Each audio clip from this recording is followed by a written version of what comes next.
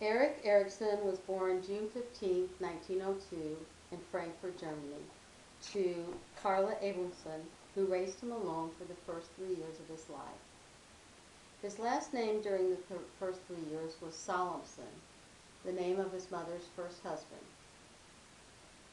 Then he and his mother moved in with his stepfather, Dr. Theodore Hamburger, who was Erik's pediatrician, and he adopted him in 1911.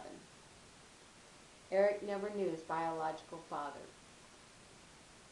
Erik never felt like he fit in anywhere. He was made fun of in Temple because he looked too much like a Danish person. He was never accepted at regular school because he was Jewish background. And he never felt fully accepted by his stepfather, especially not after his three sisters were born. Erik had a true identity crisis. Erikson refused to go to medical school, even though his stepfather wanted him to, and left home and enrolled in the Baden State Art School. But after a year, he left off and wandered around Europe, visiting museums and sleeping under bridges. He was living the life of a rebel, even though that was something that wasn't popular back then. He ended up in Vienna teaching at the Heising School. This was where Freud's friends' children went. This school is where he met Anna Freud and was psychoanalyzed by her. Anna also mentored him, and he earned a certificate as a psychoanalyst. It was during this time that he also attended the University of Vienna and earned his teaching degree and a certificate in the Montessori method. With the approval of Anna Freud, he met and married Joan Searson. He listened to Anna on everything, except for when it came to searching for his father. That was the one thing he didn't listen, and searched for his father his whole life.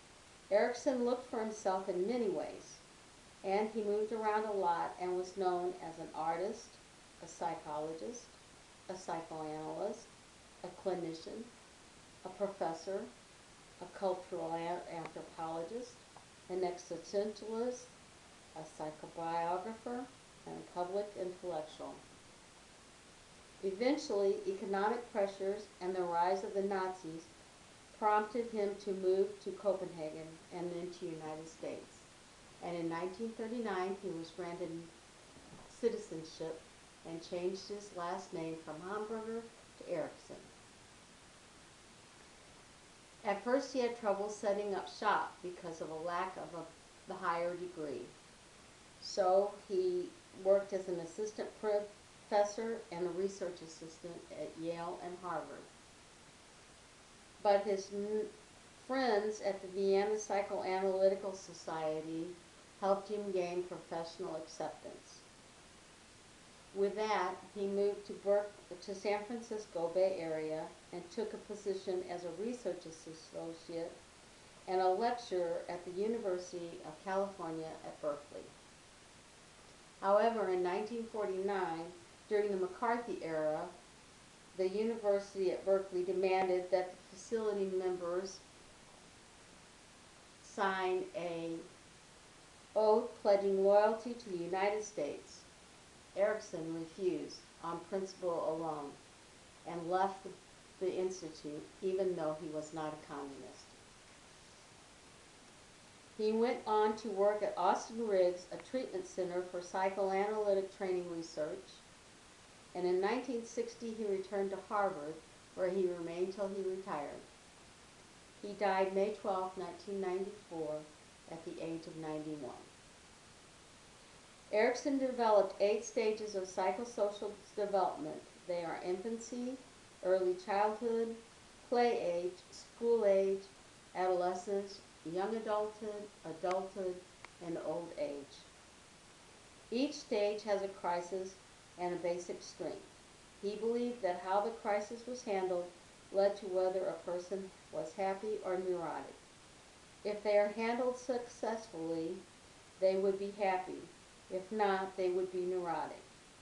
Therefore, if someone could not handle a crisis in childhood, they will have a hard time with that same crisis as an adult.